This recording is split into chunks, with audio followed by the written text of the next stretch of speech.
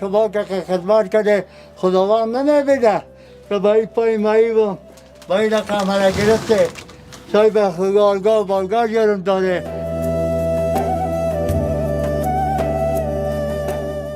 کاکا فاروق سرپرست 6 نفر تعداد خانواده و فامیلشان می باشه که روزانه با 1 کرید 2 کرید تخم مرغ در کوچه و پس کوچه های کابل می گرده که تا شام 20 30 40 تا 50 افغانی حاصل بکنه و از طرف عصر و شام بر خانواده و فامیل خود 1 لقمه نان ببره. و کاکا فاروق ما از وضعیت زندگیش از نزدیک دیدیم، خبر داریم. واقعا آدم مستحق و نیازمند می باشه که ما یکی از غرفه ها را برای از یاد در نظر گرفتیم که بتانن بخیر بعد از با این کاروبار و با این تجارت یک تغییر کلان در زندگیشان بیارن. کاکا فاروق، بله. شما از وضعیت زندگیتان بر ما بگوین، چطور میگذره زندگیتان؟ شاید دیگه زندگی میشه به یک مشکلات دیگه. نانم تخم میرفتم 8 سال قلبه که میرفتم و 2 رپه بود حالا شده 2.5 ساعت. او دانه 10 رپه ملفوشم 3 ساعت نخ میکنم. خواه حالا بود یک برنج شوله یک چیز نخرم با اولادکای میبرم. من 4 دانه یک دختر دارم. 4000 بود خانه 6000 سرمه کرد. خواه 6000 رپه کرای خانه میتا. خواه کرای خانه هم بالا رفته؟ کاکا فاروق فکر میکنم پایتان هم اوگار است؟ پای مایو بعد نمیتونم کار کنم. حالا خب تو خب سایتا میکنم. کاکا فاروق با او قسم کاری که میکنین باز یک چیز حاصل میشه، یک چیزی میتونه خرج روزگار پیدا میشه؟ والله دیگه میشه خدا مهربانشون. نان خشک و شوله و موله را میخوردیم کردم دخترکا شکر میگفتیم بعد حالش. دیگه چی کنیم پیرشونی خداوند شما را سرفراز سلامت باشین، زنده باشین. کاکا فاروق شما خو قبلا سرمایه نداشتین که کاروبار بکنین؟ ما که دیده بودم شما کل سرمایه‌تون همون 1 کرید 2 کرید تخم مرغ بود که روزانه همون را میفروختین. بله آشد دیگه غیر جز دربار خدا دیگه چیز نداره. چی فکر میکنین ما شما را اینجا به چه خاطر خواستیم؟ بیاین یک کمی پیش بیاین. همین جگه که ما را تلبیس دیگه که یک دسته که ما را حالا خدا دویم شما میگیره که دست ما پای ما واشه یک لقمه نان پیدا کنه با 4 تا 600 و خانه که رئیسیم مشکلات ها ضعف هست. کاکا فاروق از همین مال و جنسی که پیشتان است 1 2 کارتنش براتان بتیم کفایت میکنه؟ اون 2 کارتن که ما ببرم میگه خب نام بخرم خلاص میشه.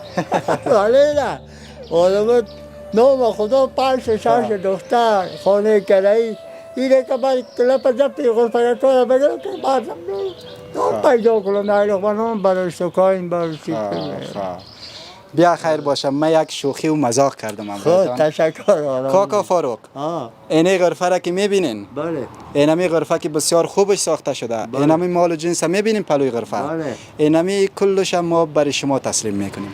تشکر میگم. یک جهان تشکر. خدای وزردی هر نفری هر شما و هر کسی که هست خداوند صدقه بتده دو دنیا دای دنیا. سلامت باشین. بیاین ما و شما یگان صحبت های دیگر باز کوتاه‌تر می داشته باشیم. فقط شما داخل دکان بالا شوین. ما بسم الله الرحمن الرحیم گفتم مال براتان میتم داخل دکان بچینین کم کم. درست است؟ بسم الله الرحمن الرحیم. هنوزم بالا بشینین. اینا فقط به اندازه توانتان اموت چنده بیاین داخل. بسم الله الرحمن الرحیم. ایران بانین. بسم الله الرحمن الرحیم. خب از امی بزرگوار میخوایم که امی بیل برما بتن که امی چیزایی را که ما خریداری کردیم فقط ما خرید و فروشم یک تعدادش تا جایی که 2 جای داشته باشه برای کاکا فاروق میگم و همچنان برای دیگر وطندارا که از غرفه ها را برشان تسلیم میکنیم هم این موارد ذکر میکنم. خب کاکا فاروق بله اینی به نام ایوان است. خواه میایه براتان 16 افغانی میفروشینی را 20 افغانی یک دانیشه. اینی هم ایوانی ده فروش است. اینی براتان میایه 7 افغانی میفروشین ایره 10 افغانی. درست است؟ خب اینجا دیگه نوشابه باب اینا رانی است. رانی براتان میایه 24 25 افغانی، میفروشینش 30 افغانی. درست است؟ خب این نوشابه ها همچنان خب که تمامشان در این بیل ذکر می باشه. خب باز ما در آخر بیل براتان انشالله میتم. اورم بانین یک طرف. اینی را انرژی اتک میگن. اینی براتان میه 28 افغانی، میفروشینش 40 افغانی. خب تشکر آرامه. سلامت باشین. اینی هم از جمله امون و نوشابه هیت است. داخل بان میشیاره.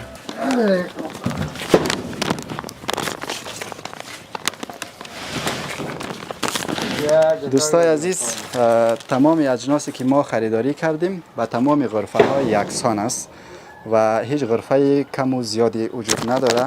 تمامش یک مال خریداری شده و هر مال جنس هم قیمت خریدش و هم قیمت فروشش در بیل ذکر شده که ما در آخر بیل برای خودی هموطنان میتیم که باز یگان جایی که نابلدی کردن از روی بیل بتانن که سودایشان بفروشن.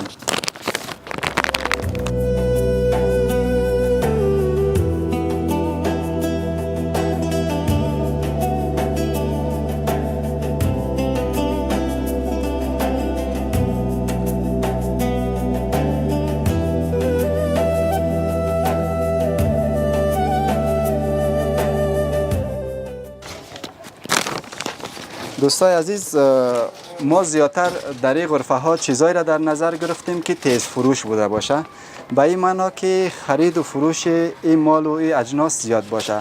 از این پس هوا گرم می باشه، نوشابه باب، جوس باب و آب و این چیزا را هموطنان زیاد میخرن و همچنان انواع دیگر مالایی که اینجا وجود داره، چند نوع بیسکیت است، چند نوع کیک است، دیگر ضرورتایی است که باز همگیش اینجا در بیل ذکر شده.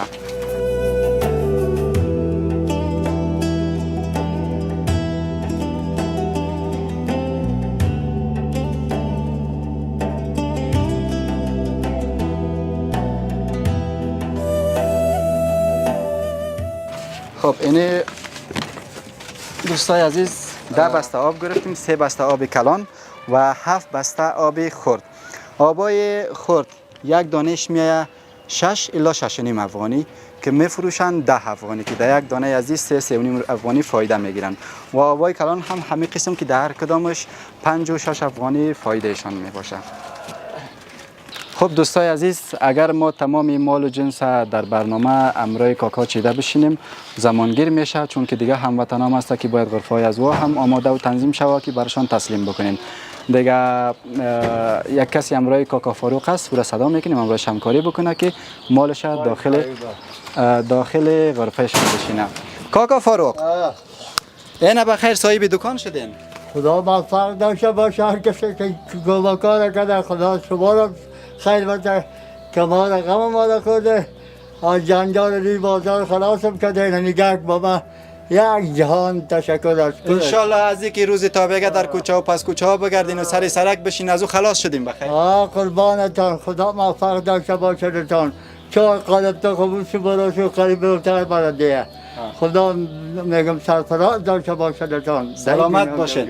مقصد کاکا فاروق، ما این غرفه ها را با این مال و با این هزینه ای که برتان کردیم و تسلیم کردیم باز 2 ماه بعد، 5 ماه بعد، 6 ماه بعد خبرتان میگیریم ببینیم که این غرفه تان یک غرفه و 2 غرفه و 3 غرفه دیگه شده باشه. قربانت نشه، او دست خداوند داد، زیادتر میکنه، برکت داره. شما که خدمت کرده خداوند نمیبینه که با این پای مایی و با این رقم را گرفته صاحب خیالگاه و بالگاه جرم داره.